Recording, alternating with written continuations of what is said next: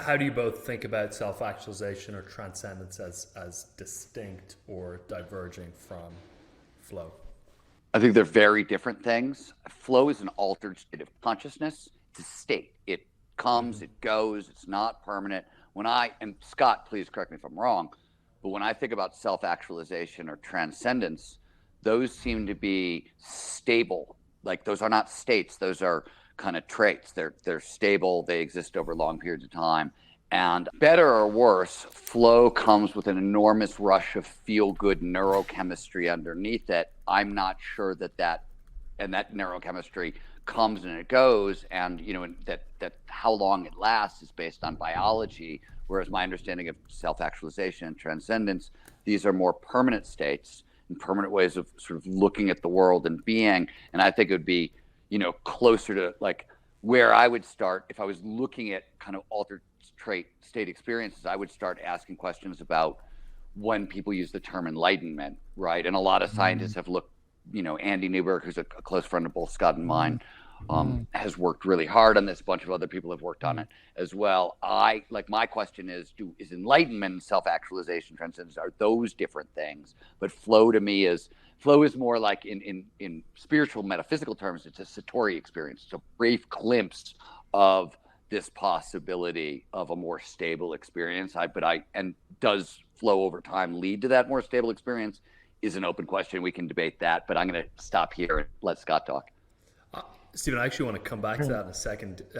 And yeah, Scott, I would love your take on this question. If you could also break down the sailboat model for people, just to make sure we're all up to speed on that. And then Stephen, I'd love to come back to you and ask you about what we know currently about this sort of state to trait impact of flow on And Scott, would you do me a favor before we go anywhere for folks who haven't heard these terms before? Can you define both self-actualization as Maslow or yourself understands it, and same with transcendence, so we can just like ground our terms a little bit? Yeah, that'll be really helpful. I was going to do that anywhere, but that's really going to be really helpful. Yeah, so transcendence, self-actualization can be thought of as what is the creative potential that you uniquely have, that if realized, will really make will really show the uniqueness of yourself. See, Maslow really distinguished between the basic needs we have and share with others, like the need for connection, the need for self-esteem, the need for safety. Those things are very, very important, but they don't make you very special to say, I care about connections. Everyone cares about connections. They want to make connections. But when you say, like, I can play a cello sonata like no one else can, then you're in a different category. Do you know what I mean? You're like, we're talking about your unique creative potential. And that's how I like to think of self-actualization. But there doesn't necessarily have to be a pro-social or a societal contribution aspect to self-actualization. I do believe you can self-actualize, and it doesn't always have to be like this world-changing, like, saving the children. Sort of, there's many, many ways people can self-actualize.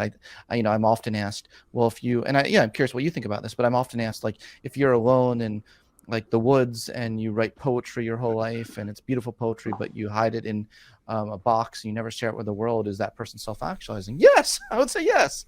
Like who's you're asking, that's Emily Dickinson. Yes. I mean, she didn't hide in the woods, she hid in an attic, and nobody saw it until she was dead, but that's Emily Dickinson, right? And I don't know if she's self-actualized, but if you've read her poetry, she is definitely awake. Yeah, it's beautiful poetry. But I see that as a difference between that and transcendence.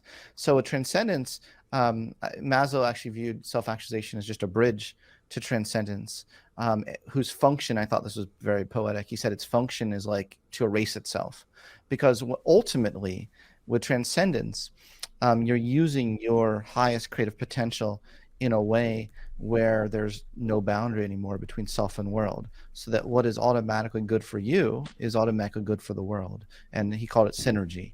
That phrase synergy is really a beautiful term that really only comes when you're talking about transcendence, in my view. And I'm obviously talking about horizontal transcendence. My theory of transcendence is very horizontal, as opposed to vertical transcendence. Like, I'm enlightened and you're not. That would be vertical transcendence. People who take do the yoga downward dog facing pose and think they're enlightened all of a sudden because they did that, as opposed to wait a minute. Hold on. You mean that's not true? No, not necessarily. There's no, having your I'm needs really met. disappointed. I've been doing yoga for a while. My dog is down. You know what I'm saying? Yeah. All right. It can help. I got nothing against yoga. I'm sure there's plenty of people in this room who love yoga. And that can I've be been doing it for 30 great. years. I love it. It can be great. It can be great. But if you shoot to the top of, this imaginary pyramid that Maslow never even drew, thinking that if you just shoot for transcendence, all of a sudden all your other needs are going to magically, like your need for ego is going to magically disappear. You've got another thing coming. That's not the way that humans work. So that's why I really believe in this. Self-actualization is really, really important first, to really integrate yourself and really get really clear in who you are and what you can offer the world before you transcend it.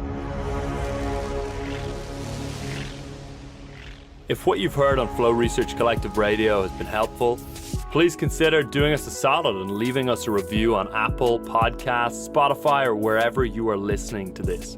Reviews help us connect to a wider audience so we can get these peak performance principles out to more people.